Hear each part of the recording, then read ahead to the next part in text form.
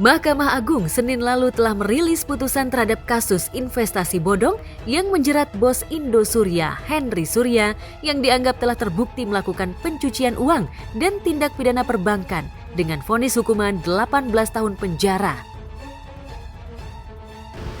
Sebenarnya aku sendiri sudah sempat lost track karena mengandalkan semuanya ke aliansi. Tapi ternyata perkembangan terbaru sudah ada putusan MA, berarti sudah mulai final ya, tinggal satu langkah lagi kalau mau mereka lakukan, yaitu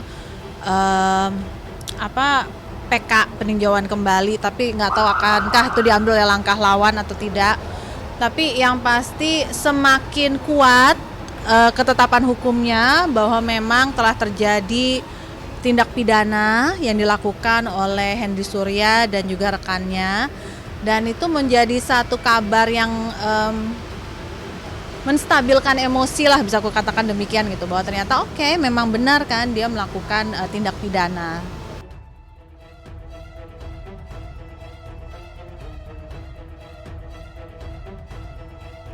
Henry disebut-sebut telah melakukan praktek penipuan dengan menghimpun dana korban investasi hingga mencapai 106 triliun rupiah. Uang yang dihimpun itu kabarnya disalurkan ke 30 perusahaan, sementara para korban mengalami kerugian hingga miliaran. Salah satunya Anya Dwinov, selebgram Patricia Goh, dan banyak lagi yang lainnya. Atas putusan itu Anya mengaku lega, meski uang pengembaliannya entah kapan bisa ia dapatkan kembali. Kalau puas, kurang yakin kalau puas adalah kata-katanya ya, tapi lebih kepada ya ada rasa sedikit ketenangan atau lebih tenang lah ya, lebih tenang karena pada saat dia akhirnya dibuka kembali kasusnya, lalu dia menjadi terpidana, itu sudah menjadi satu bentuk kelegaan. Lalu ternyata tahapnya terus berlangsung sampai sekarang di tahap MA, putusannya juga sudah keluar bahwa memang itu ada satu bentuk tindak pidana. Jadi ya ada bentuk kelegaan karena sudah melihat kepastiannya. Tapi kalau puas ya lah, nggak ambil pusing karena balik lagi mau orangnya di penjara atau tidak, sebenarnya bukan aimingnya ke situ, lebih kepada saya ingin ada kepastian bagaimana uang saya yang sudah dimakan oleh Indosuria bisa kembali ke saya. Itu aja aimingnya. Ada yang terkumpul dari beberapa wilayah, ada beberapa lah, karena memang nasabahnya itu kan ribuan kalau yang ini. Dan skemanya juga sudah terjadi tahunan. Jadi memang nasabahnya itu jumlahnya sangat banyak, tidak mungkin terbagi dalam 1-2 aliansi, tapi banyak sekali. Februari 2020 itu kan mereka mengklaim gagal bayar, nggak berapa lama, kurang lebih nggak nyampe setengah tahun itu sudah mulai terbentuk aliansi-aliansinya, karena mulai itu menyatu tuh para nasabah-nasabahnya, yang akhirnya kita baru tahu ternyata sekian ribu banyak nasabah. Yes, bahkan dugaannya kan sampai 160 triliun apa 16 triliun, aduh kok saya lupa, pokoknya ada hubungannya sama angka, sampai cukup banyak.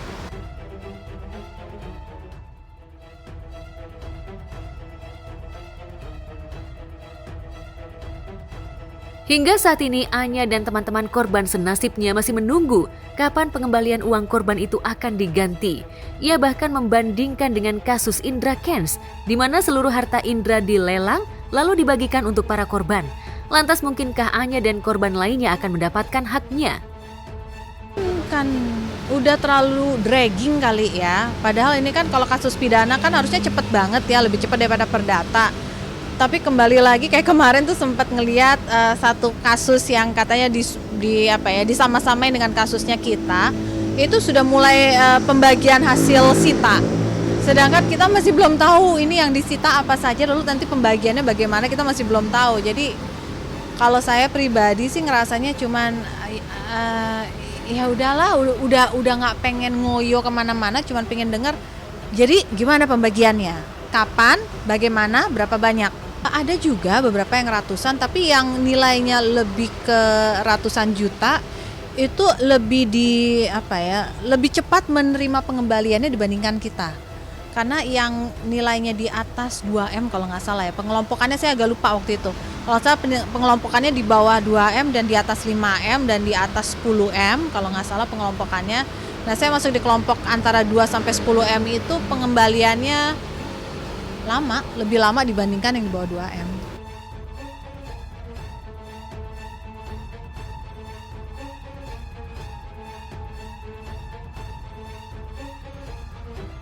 Berharap untuk kembali utuh memang mustahil, tapi setidaknya Anya bisa lega jika ada pengembalian. Apalagi ia menderita kerugian investasi hingga 5 miliar lebih.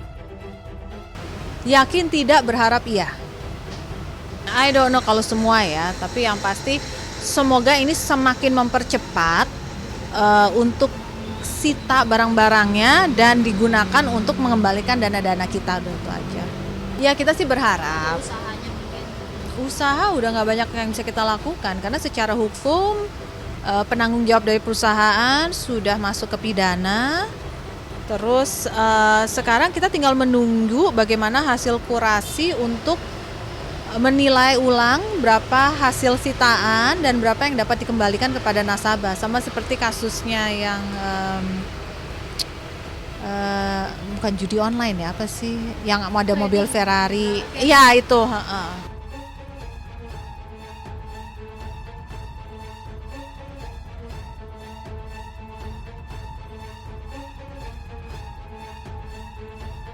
Sementara Anya masih menunggu kepastian akan pengembalian uangnya. KVL putri pengacara korban investasi bodong yakni Alvin Lim belum juga mendapatkan kepastian ihwal status hukum ayahnya. Belakangan KVL makin merisaukan kondisi ayahnya yang sakit-sakitan. Dan kami sangat prihatin melihat perjuangan seorang anak perempuan yang ingin membela ayahnya tentunya dalam satu peristiwa. Namun demikian kami tidak mau berbicara terkait dengan apa sih persoalan orang tuanya, tapi lebih kepada kami terpanggil ya untuk bukan lagi menghimbau, tapi meminta Komisi Perlindungan Anak Indonesia untuk turun dan segera menyikapi fenomena yang sedang terjadi dan bisa dikatakan membuat gaduh.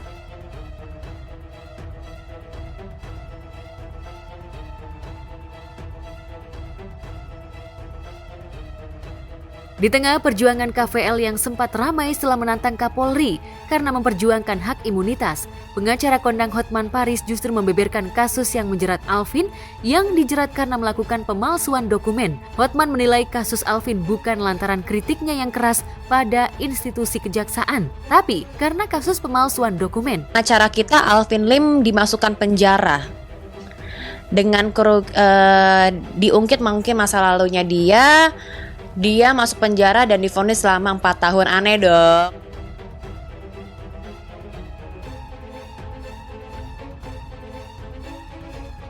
Tapi para korban mensinyalir jika penangkapan Alvin terkait kasus pemalsuan dokumen hanya sebagai alat untuk membungkam suara perlawanan Alvin. Lantas bagaimana nasib KVL yang belakangan dipersoalkan karena masih di bawah umur? Benarkah KVL dibungkam karena terlalu vokal? Ya, yang pasti kami juga dari Himpunan Advokat Muda Indonesia siap mendampingi ya anak tersebut. Ya, karena apa? Karena persoalan hukum itu seyogyanya anak di bawah umur itu didampingi oleh orang tua atau didampingi oleh penasihat hukum. Kalau aku pribadi kurang tahu jelas permasalahannya, cuman yang saya tahu dan saya percayai lawyer satu-satunya yang berani bersuara hanyalah Alvin Lim yang akhirnya dia dimasukkan ke penjara.